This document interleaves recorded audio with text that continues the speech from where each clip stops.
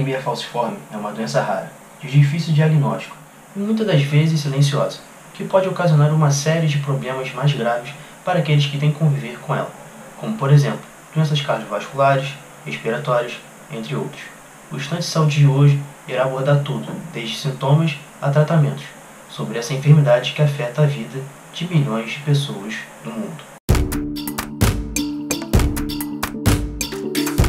A anemia falciforme é uma doença dos glóbulos vermelhos, onde eles apresentam o formato de uma foice. Trata-se de uma doença hereditária, ou seja, o gene é transmitido pelo pai e pela mãe. Se for transmitido só por um dos antecessores, então a pessoa vai apresentar o traço falcêmico e não a doença manifesta. Ela é causada por uma alteração da hemoglobina, onde se apresenta uma hemoglobina chamada hemoglobina S. Essa hemoglobina S, ela se cristaliza na falta de oxigenação e forma trombos, levando às conhecidas crises vasoclusivas. A anemia falciforme, ela pode se apresentar desde a forma assintomática, quando se tem somente o traço falcêmico, até formas um pouco mais graves da doença. Uma das manifestações mais comuns é a crise álgica, que pode acontecer nos ossos, no tórax ou então no abdômen. Isso ocorre porque as hemácias, elas sofrem um processo de falta de oxigênio e aí elas tomam o formato de foice, levando aos trombos que causam então essas crises álgicas. A dor e inchaço nas mãos e nos pés pode causar a chamada síndrome mão-pé e muitas vezes é a primeira manifestação da doença na criança. A dor torácica, associada a uma falta de ar importante, a dessaturação do sangue e a febre, pode levar à chamada síndrome torácica aguda. É uma emergência médica e requer tratamento urgente. Outra complicação importante da anemia falciforme é a suscetibilidade a infecções, uma das principais causas de mortalidade. Em caso de febre, o paciente deve ser rapidamente hospitalizado para se diagnosticar logo uma infecção e evitar que o paciente desenvolva uma septicemia. Além disso, as crianças com anemia falciforme devem receber vacinação contra pneumococo e contra hemófilos influenza.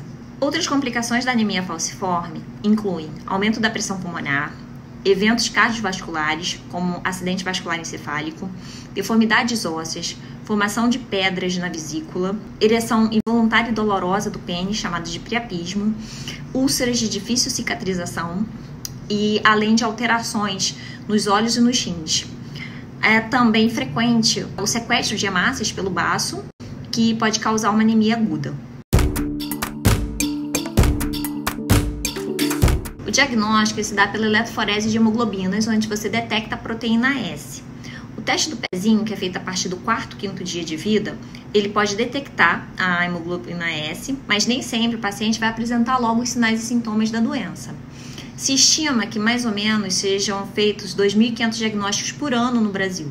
Em geral, a criança ela vai começar a apresentar os sintomas a partir do 4º, 6º mês de vida e muitas vezes é difícil o diagnóstico porque a criança ela só chora, ela não sabe como expressar o que ela está sentindo e pode demorar aos pais perceberem que pode ser uma manifestação da doença.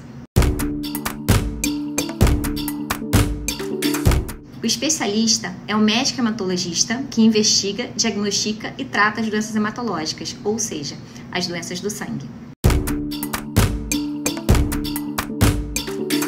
A anemia falciforme ela é tratada com transfusão de sangue, muitas vezes quando o paciente é submetido a uma situação de estresse ou infecção, ou então até de forma profilática, quando você tem uma queda do hematócrito. Além disso, esses pacientes recebem antibiótico terapia, seja para tratar a infecção ou como profilaxia, no caso penicilina oral ou injetável. É também recomendado vacinar esses pacientes para pneumococo e hemófilos influenza.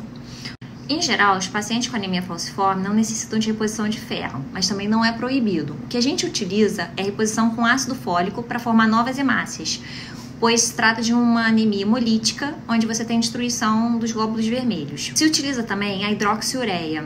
A hidroxiureia é um quimioterápico que aumenta a quantidade de hemoglobina e tem sido utilizada com sucesso nos pacientes com anemia falciforme. Ela diminui muito o índice de infecções e a necessidade de hospitalização desses pacientes. Mas por se tratar de um quimioterápico, ela tem sido usada com uma certa parcimônia. Agora, o tratamento definitivo da anemia falciforme se dá através de transplante de medula óssea. Em 2015, houve uma suspensão da idade mínima para se realizar o transplante e hoje ele tem sido utilizado com certo sucesso nesses pacientes. Bem, com todos os recursos que nós temos nesses últimos tempos, a expectativa de vida é praticamente a mesma da população geral se o paciente for bem tratado. Temos que ficar atento somente a situações de estresse, infecção e frio. E se o paciente tiver crise álgica, deve procurar rapidamente uma emergência para ser imediatamente tratado. Agora que você tirou as principais dúvidas sobre a anemia falciforme, o Instante Saúde vai ficando por aqui. Não deixe de compartilhar esse vídeo e outros conteúdos da TV UVA nas redes sociais. Tchau e até a próxima!